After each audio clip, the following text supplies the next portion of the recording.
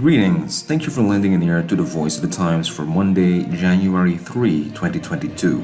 For today's editorial, Reconnect, Fortify Ties with Old World.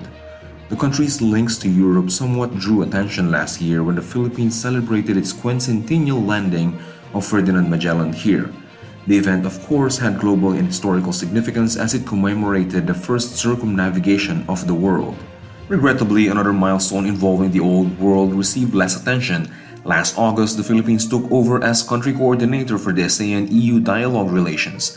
ASEAN is the Association of Southeast Asian Nations, a regional bloc of 10 countries that includes the Philippines. And the EU is the European Union, which has been an ASEAN dialogue partner since 1977. Coordinatorship is a 3-year assignment for the Philippines. That role is rotated among the ASEAN member states, with Singapore previously assigned to it. The Philippines should take advantage of this new role to reconnect and deepen relations with Europe. The Department of Foreign Affairs outlined the priorities for promoting ASEAN-EU relations, which are gender justice, climate action, environmental protection, biodiversity conservation, maritime cooperation, sustainable development goals, migration, digital solutions, and cybersecurity. Trade and investment seem to be an implied component of those priorities, although it merits special attention.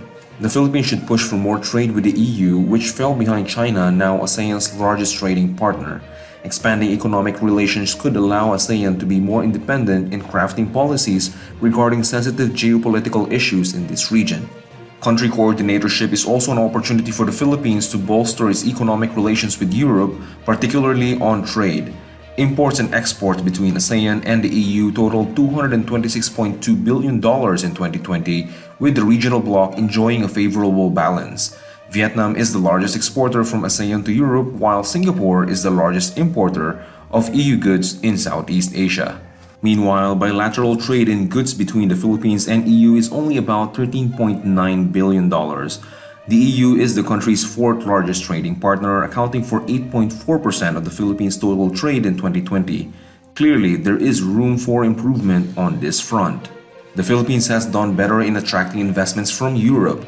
Foreign direct investments, or FDI, stock from the EU to the Philippines was $16.4 billion in 2020, according to the European Commission.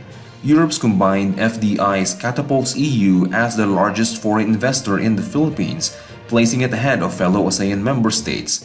For all of ASEAN, the EU is the second largest source of FDIs. Moving forward, the Philippines needs to be more competitive to retain its advantage. Other ASEAN states, after all, are also striving to improve.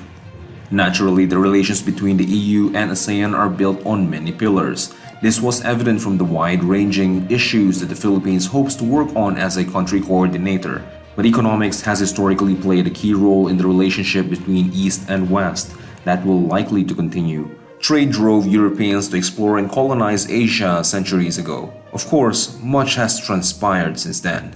The Philippines later became an American colony and for the most part grew distant from Spain, along with the rest of Europe it seems. New states were created after World War II.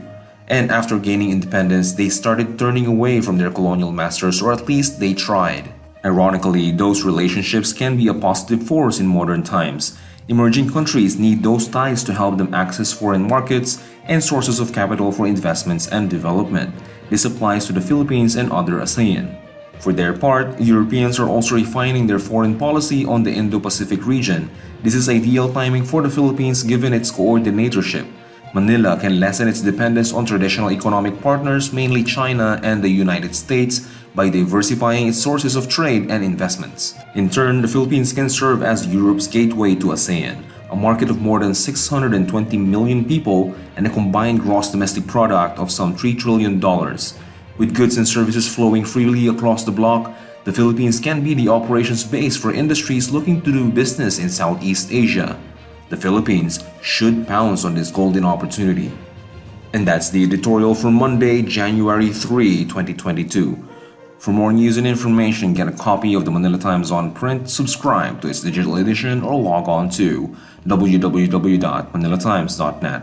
Follow us on Twitter, Facebook, or Instagram and listen to the Voice of the Times.